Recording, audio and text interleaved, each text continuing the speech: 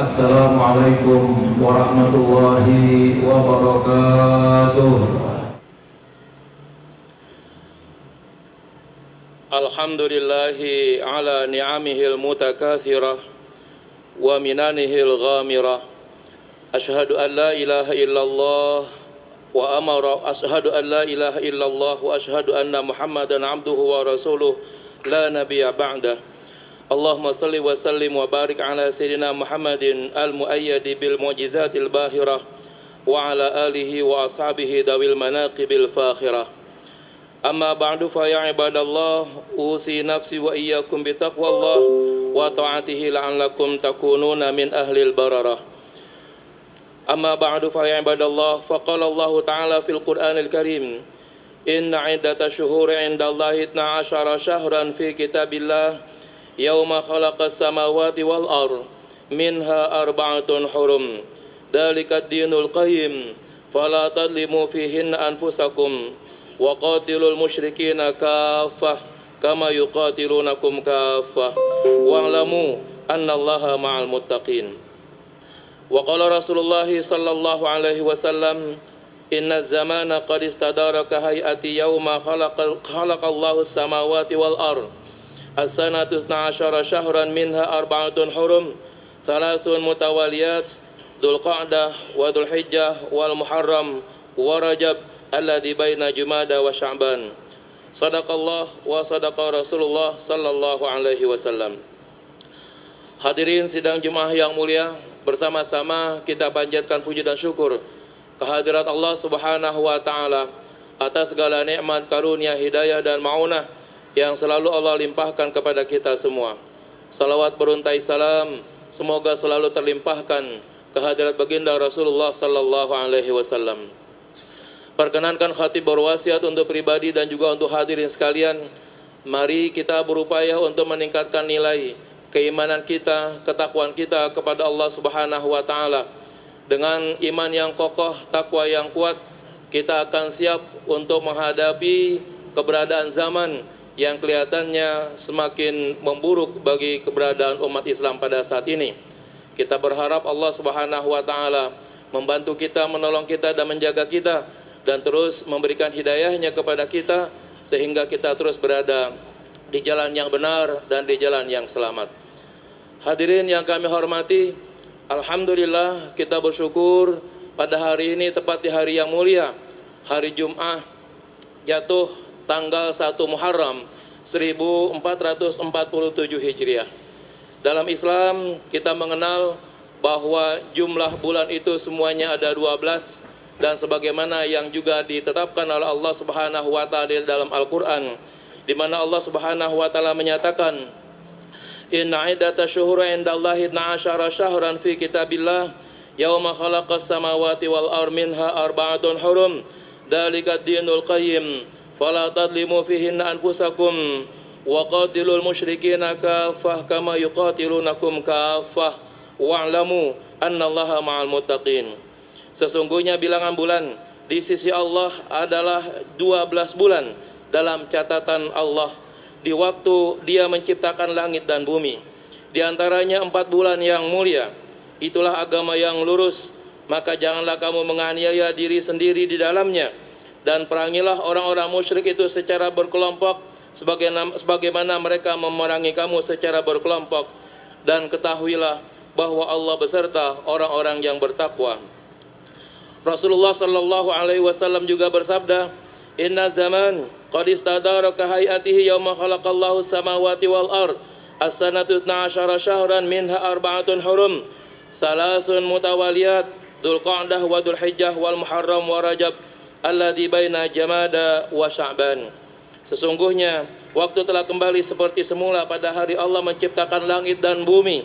1 tahun terdiri dari 12 bulan, 4 diantaranya bulan haram, bulan yang mulia, 3 diantaranya berurutan Dzulqa'dah, Dzulhijjah, Muharram dan Rajab yang terletak antara bulan Jumadil Awal dan Sya'ban. Hadirin sekalian, 1 Muharram adalah awal tahun baru dalam kalender Hijriah dan memiliki signifikansi yang sangat besar dalam sejarah Islam. Penetapan 1 Muharram sebagai awal kalender Islam sendiri merupakan peristiwa penting yang terjadi pada masa Khalifah Umar bin Khattab. Ada beberapa peristiwa besar dalam sejarah Islam yang terkait dengan datangnya 1 Muharram, baik yang mendasari penetapan kalender Hijriah maupun peristiwa-peristiwa penting lainnya di bulan Muharram. Yang pertama, hijrah Nabi Muhammad SAW dari Mekah ke Madinah sebagai titik awal kalender Hijriah. Meskipun peristiwa hijrah Nabi Muhammad tidak tepat terjadi pada 1 Muharram, namun momen ini dipilih sebagai titik awal perhitungan kalender Hijriah.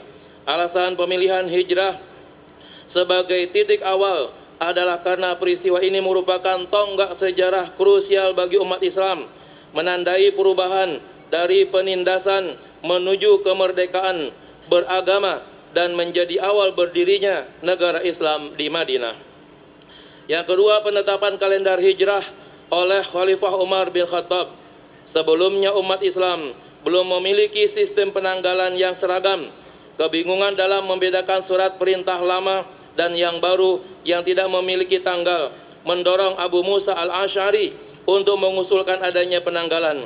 Khalifah Umar bin Khattab mengumpulkan para sahabat untuk bermusyawarah dan menyepakati bahwa hijrah Nabi Muhammad menjadi acuan dan bulan Muharram ditetapkan sebagai bulan pertama dalam kalender Islam.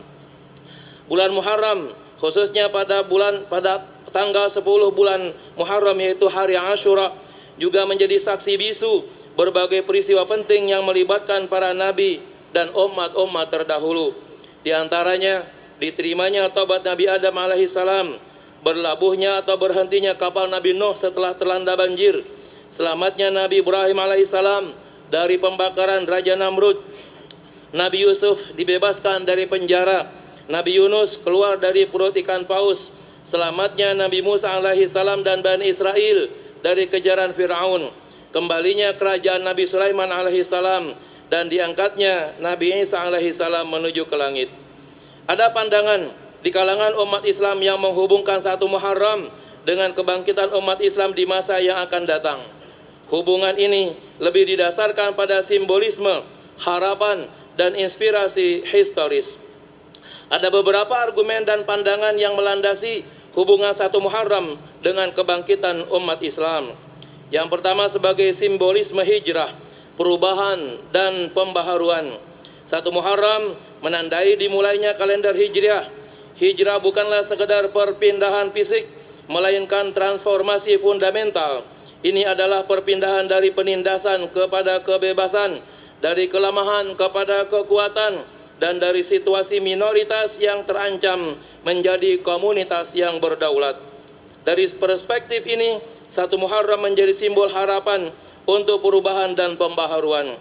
Umat Islam diharapkan dapat mengambil pelajaran dan semangat hijrah, yaitu kemampuan untuk beradaptasi, berkorban demi prinsip, dan membangun fondasi baru yang lebih kuat. Kebangkitan umat Islam diinterpretasikan sebagai hijrah dari kondisi stagnasi atau kemunduran menuju kemajuan di berbagai bidang. Yang kedua, momentum evaluasi diri dan refleksi. Tahun baru hijrah sering dijadikan momentum untuk muhasabah. Umat Islam diajak untuk merenungkan apa yang telah mereka lakukan di tahun sebelumnya, memperbaiki kekurangan, dan merencanakan langkah-langkah positif di tahun baru. Kebangkitan umat Islam tidak akan terjadi tanpa introspeksi dan komitmen untuk perbaikan. 1 Muharram menyediakan waktu yang tepat untuk proses ini, baik secara individu maupun kolektif. Yang ketiga, pengambilan pelajaran dari sejarah dan inspirasi dari tokoh-tokoh masa lalu. Bulan Muharram khususnya pada hari Asyura dipenuhi dengan peristiwa-peristiwa penting yang melibatkan para nabi dan tokoh-tokoh saleh. Peristiwa-peristiwa ini menunjukkan bagaimana para nabi menghadapi cobaan, bangkit dari kesulitan, dan mencapai kemenangan dengan pertolongan Allah Subhanahu wa Ta'ala. Misalnya kemenangan Nabi Musa atas Fir'aun sebagai simbol kemenangan kebenaran atas kebatilan, yang menjadi inspirasi bahwa dengan kesabaran, keyakinan, dan perjuangan umat Islam dapat mengatasi tantangan dan mencapai kebangkitan. Yang keempat, adanya doa dan harapan kolektif. Pada awal tahun Hijriah, banyak umat Islam yang memanjatkan doa dan harapan untuk kebaikan di masa depan, termasuk harapan untuk kemajuan dan kebangkitan umat. Doa kolektif ini menciptakan energi spiritual dan optimisme. Tahun baru Hijriah diharapkan menjadi jembatan masa lalu dengan masa kini dan masa depan umat Islam. Peradaban Islam di masa keemasan telah melahirkan banyak ilmuwan brilian yang memberikan kontribusi fundamental terhadap perkembangan ilmu pengetahuan dan teknologi modern. Penemuan mereka menjadi cikal bakal alat-alat modern. Di antara ilmuwan muslim terkemuka yang kontribusi mereka sangat besar terhadap cikal bakal alat modern antara lain Al-Khawarizmi sebagai bapak matematika dan komputerisasi, Ibnu Haytham sebagai bapak optik dan kamera, Al-Jazari sebagai penemu robotika dan mekanika, Abbas Ibnu Firnas sebagai konseptor pesawat terbang, Al-Zahrawi sebagai ahli bedah modern dan penemu alat-alat medis, Ibnu Sina sebagai bapak kedokteran dunia dan bapak farmakologi, dan lain-lain sebagainya. 1 Muharram 1447 Hijriah adalah momen yang tepat bagi umat muslim untuk merefleksikan bagaimana seharusnya menyikapi pesatnya kemajuan ilmu pengetahuan modern. Umat Islam hari ini memiliki tanggung jawab untuk berpartisipasi aktif dalam kemajuan tersebut.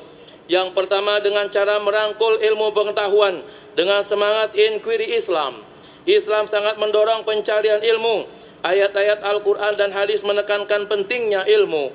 Konsep Iqra atau bacalah adalah perintah pertama yang turun kepada Nabi Muhammad SAW, menunjukkan bahwa membaca, belajar, dan meneliti adalah inti daripada ajaran Islam. Yang kedua, menjaga etika dan nilai-nilai agama Islam dalam pengembangan ilmu. Kemajuan teknologi modern seringkali membawa dilema etika. Umat Islam harus memastikan bahwa pengembangan dan penerapan ilmu pengetahuan tetap sejalan dengan nilai-nilai dan moralitas Islam. Yang ketiga, memadukan ilmu agama dan ilmu dunia. Salah satu kekuatan peradaban Islam di masa lalu adalah kemampuannya memadukan ilmu-ilmu agama atau ulumus syar'iyah dengan ilmu-ilmu dunia atau ulumul kauniyah. Kedua jenis ilmu ini tidaklah terpisah melainkan saling melengkapi. Yang keempat, memanfaatkan teknologi untuk dakwah dan penyebaran kebaikan, karena teknologi modern menawarkan peluang besar untuk dakwah dan penyebaran nilai-nilai Islam secara global. Yang kelima, memperkuat persatuan dan kolaborasi dalam riset, karena kemajuan ilmu pengetahuan seringkali memerlukan kolaborasi lintas batas dan disiplin ilmu pengetahuan. Hingga kini, setelah 15 abad Islam menapaki kakinya di dunia nyata, ternyata permusuhan terhadap Islam tidak pernah selesai. Menghadapi musuh-musuh Islam, baik yang datang secara terang-terangan maupun tersembunyi, dari dalam maupun dari luar, adalah tantangan yang kompleks dan membutuhkan sikap yang bijaksana serta berlandaskan ajaran Islam. Sikap seorang muslim yang benar tidak hanya terpaku pada proses fisik, tetapi juga melibatkan dimensi intelektual, spiritual, dan sosial. Yang pertama, memaknai dan memahami hakikat permusuhan, bahwa permusuhan terhadap Islam bukanlah hal yang baru. Sepanjang sejarah, Islam selalu menghadapi tantangan dan banyak musuh, baik yang datang dari luar, adanya kelompok atau individu yang secara ideologis membenci Islam, imperialis yang ingin menguasai sumber daya umat Islam, atau mereka yang salah paham terhadap ajaran agama Islam. Dari dalam atau dari internal, adanya kelompok ekstremis yang melakukan kekerasan atas nama Islam sehingga merusak citra Islam. Adanya kelompok munafik yang berpura-pura beriman namun sebenarnya merusak dari dalam, atau mereka yang menyebarkan pemahaman menyimpang terhadap ajaran agama Islam. Sikap yang kedua adalah memperkuat diri dan umat atau internalisasi. Pertahanan terbaik adalah memperkuat diri dari dalam dengan cara pendidikan dan pemahaman agama yang mendalam. Muslim harus membekali diri dengan ilmu agama yang sahih, bersumber dari Al-Quran dan Sunnah, serta memahami konteksnya. Pemahaman yang benar akan menjadi benteng dan dari pemikiran sesat dan ajaran. Yang kedua, karakter muslim yang kuat, membangun akhlak mulia, kejujuran, integritas dan kesatuan individu muslim yang berakhlak baik akan menjadi teladan untuk sulit diprovokasi. Pengetahuan ekonomi dan ilmu pengetahuan, kemandirian ekonomi dan keunggulan ilmu pengetahuan adalah kunci kekuatan dan martabat umat. Ini juga akan menutup celah bagi pihak luar untuk memanfaatkan kelemahan internal. Berikutnya adalah persatuan umat. Hindari perpecahan dan fanatisme golongan. Musuh seringkali memanfaatkan perselisihan internal untuk melemahkan umat. Yang ketiga, strategi menghadapi permusuhan eksternal. Setelah memperkuat diri, barulah kita bisa menghadapi ancaman dari luar dengan lebih efektif. Dengan cara dakwah bil hikmah, menyampaikan kebenaran dengan bijak. Bagi mereka yang salah paham terhadap Islam, sampaikan Islam dengan cara yang baik, penuh hikmah, nasihat yang baik, dan diskusi yang santun. Tunjukkan keindahan Islam melalui akhlak dan perilaku. Tolak bala bencana dengan ilmu dan logika. Hadapi tuduhan atau fitnah dengan argumen yang kuat, data yang akurat, dan penalaran yang logis. Manfaatkan platform modern untuk mengklarifikasi kesalahpahaman. Pertahanan diri yang proporsional. Jika ada agresi militer atau serangan fisik, Islam membolehkan pertahanan diri untuk proporsional untuk melindungi jiwa, harta, dan kehormatan. Bahkan melawan musuh dianggap sebagai mati syahid. Diplomasi dan perjanjian. Islam mengajarkan pentingnya menjalin hubungan baik dan perjanjian damai dengan pihak lain selama mereka tidak memerangi Islam. Yang keempat, menghadapi ancaman internal atau musuh dari dalam. Ancaman dari dalam seringkali lebih berbahaya karena menyerang fondasi umat. Perlu adanya upaya konkret yang antara lain tashihul mafahim, koreksi pemahaman, hadapi kelompok ekstremis atau penyebar pemahaman penyimpang dengan meluruskan pemahaman mereka melalui dialog, edukasi, dan argumen yang kokoh. Para ulama memiliki peran yang penting dalam hal ini. Yang kedua, adanya isolasi ideologis. Masyarakat muslim harus diajak untuk menjauhi dan tidak terpengaruh oleh ideologi ekstremis yang mengatasnamakan Islam, namun bertentangan dengan prinsip-prinsipnya. Kemudian kita terus waspada terhadap munafik. Waspadai orang-orang yang merusak dari dalam dengan menyebarkan fitnah, memecah belah, atau melemahkan semangat umat. Kemudian penegakan hukum jika memungkinkan. Dalam negara yang berlandaskan hukum, tindakan yang mengancam keamanan atau melanggar hukum harus ditangani melalui jalur hukum yang berlaku. Kemudian bagi sikap individu setiap muslim, ada beberapa prinsip yang harus dipegang. Yang pertama diantaranya adalah terus bertawakal kepada Allah Subhanahu wa Ta'ala. Setelah berusaha semaksimal mungkin, serahkan hasilnya kepada Allah Subhanahu wa Ta'ala. Keyakinan akan pertolongan Allah akan memberikan ketenangan dan kekuatan. Yang kedua, landasi dengan kesabaran dan ketabahan. Perjuangan ini membutuhkan kesabaran yang tinggi. Rintangan dan cobaan adalah bagian daripada ujian. Yang ketiga, harus ada optimisme. Muslim tidak boleh berputus asa dari rahmat Allah. Sejarah membuktikan bahwa setelah kesulitan pasti ada kemudahan dan kemenangan. Dan yang terakhir, perlu adanya doa yang senantiasa memohon pertolongan dan perlindungan dari Allah Subhanahu wa Ta'ala. Dengan demikian, sikap muslim yang benar dalam menghadapi musuh Islam adalah gabungan antara penguatan internal yang kokoh, dakwah yang bijaksana, pertahanan yang proporsional, serta kewaspadaan terhadap ancaman dari dalam. Semuanya berlandaskan pada ajaran Al-Quran dan As-Sunnah. Mudah-mudahan tahun yang baru ini memberikan keberkahan bagi kita semua. Amin amin ya rabbal alamin. Inna ahsana ma jarat bihil lisan kalamuhu ta'ala dzil fadli wal ihsan. A'udzu billahi minasyaitonir rajim. Bismillahirrahmanirrahim. Wa may yuhajir fi sabilillahi yajid fil ardi muraghaman katsiran wasa'ah. Wa may yakhruj min baitihi muhajiran ila Allahi wa rasulih thumma yudrikuhul mautu faqad waqa'a ajruhu 'ala Allah. Wa kana Allahu ghafurar rahima. Barakallahu li wa lakum fil Qur'anil Karim wa nafa'ani wa iyyakum bima fihi minal ayati wa dzikril hakim. Aqulu qawli hadza wa astaghfirullahal azim li wa lakum wa li jamil muslimin wal muslimat wa mu'minin wa mu'minat fastaghfiruhu innahu huwal ghafurur rahim.